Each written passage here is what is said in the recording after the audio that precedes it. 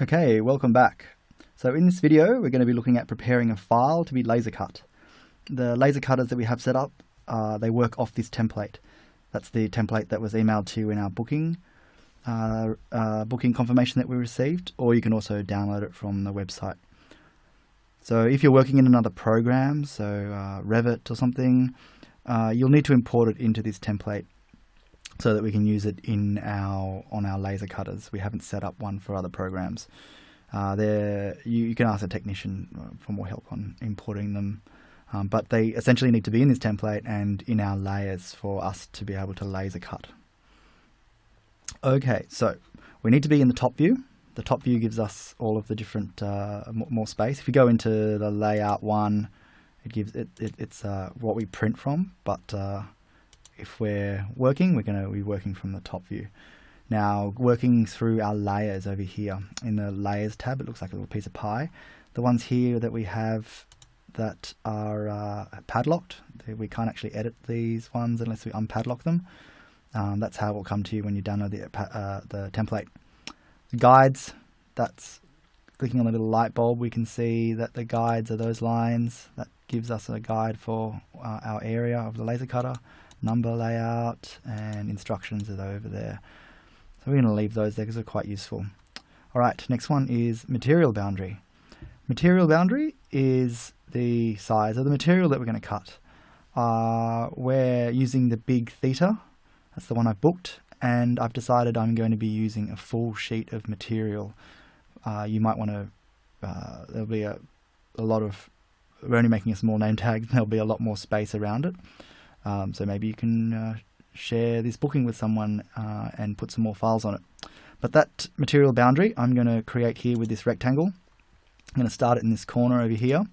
And I remember that the piece of material from looking at the materials sheet in the laser cutter room is a meter. It asks you for the X direction first. So a meter is 1,000 millimeters. And you can see now that my rectangle is constrained in one meter across, and it's the 700 in the Y direction. Now Y is down, so I'm going to type in -700, and there I have my material. So I want to make sure that my job is inside of this material. So we're going to be creating a name tag. So let's start off with my name.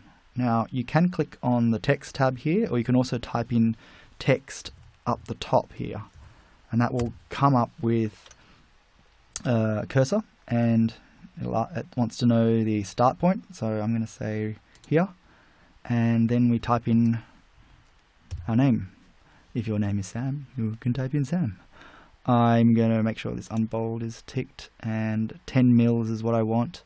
Arial is a nice font. Feel free to mess around with different fonts. You might come up with something different to mine. Alright, that's good. I'm going to go OK, and Sam has been placed there. Now see how it's shaded in. The laser cutter needs curves to follow. So I'm going to select this and I'm going to explode it.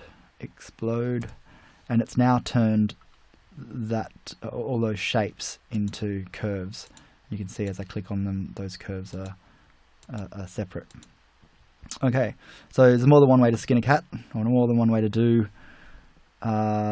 create the text in this case. So I'm going to click on the text button down here, and a different dialog comes up, but it does something similar. I need to make sure I've got curves ticked, and I'm going to make sure that it's a centimeter high. And the next one I'm going to create is, I'm actually going to ignore raster hatch. So raster hatching is when the laser colors in those shapes, colors in areas. It takes a lot more time. So for this exercise, we're going to skip raster hatch. I'm going to jump straight to perforation. So, okay. And the next one, score deep fold.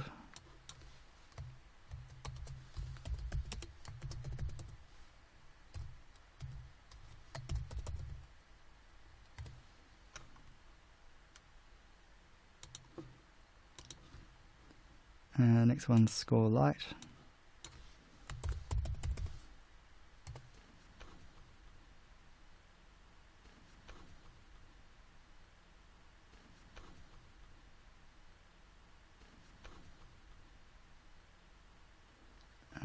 and cut. Okay. Now you might be asking, why are there 4 different cut lines? The reason why we have 4 different cut lines is because it allows us to have a bit more control over the way that the laser cutter will, the order that the laser cutter will cut our lines. Cut 1 will happen before cut 2, before cut 3, before cut 4. It'll work its way down. We want to do that because sometimes it's critical that our shapes are in relation to each other. So, for example, if I had a circle and I had another circle, and let's say I want to make sure that these are in relation to each other, so let's say it's exactly where I want it to be. I want to make sure that I cut from the inside before I cut the outside.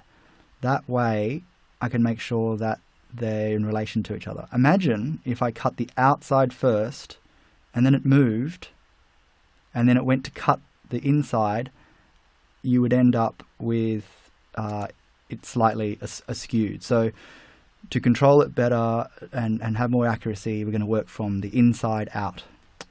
Alright, I'm going to put a box around all of this, and that's going to then be cut out, and I'll end up with a rectangle with all of my different lines on it.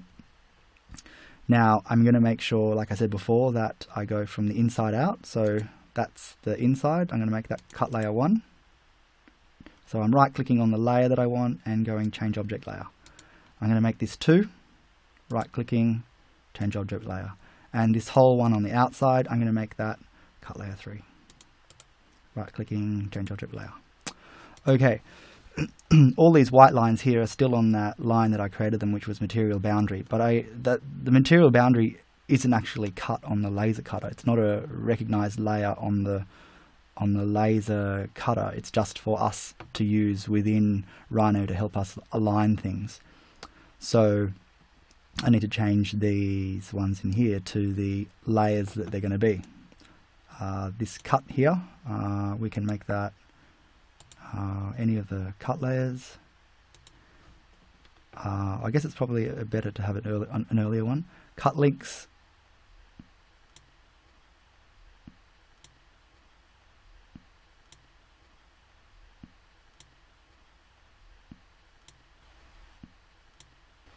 Scoring light.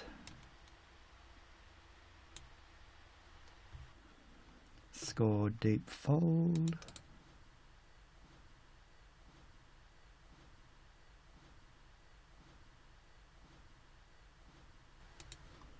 Okay, perforation.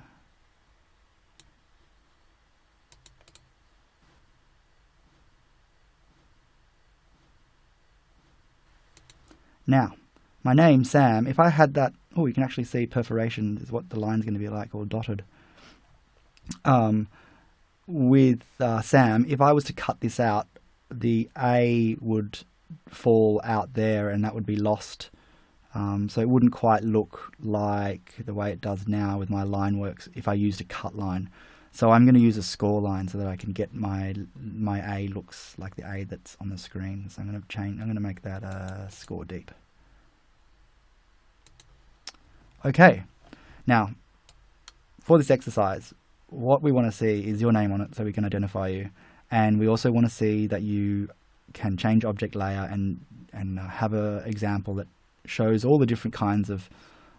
So yeah, your exercise can be a little bit more creative than mine, and you're welcome to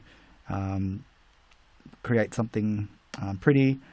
If not, totally fine just to do this so that you can see all the different kind of lines that there are. Alright, now I'm going to save it. The lab, we don't accept USB sticks. The reason why that is because we had a virus one year come on a USB stick and it disabled the lab. So to avoid that, we ask that you send your files through with a cloud-based service. You can email it to you, you could use Dropbox, you could use Google Cloud, Microsoft OneDrive. It's totally up to you. Okay, I'm going to save this, and I'm going to email it to myself, and I'll see you in the laser cutter room. Thank you. Bye for now.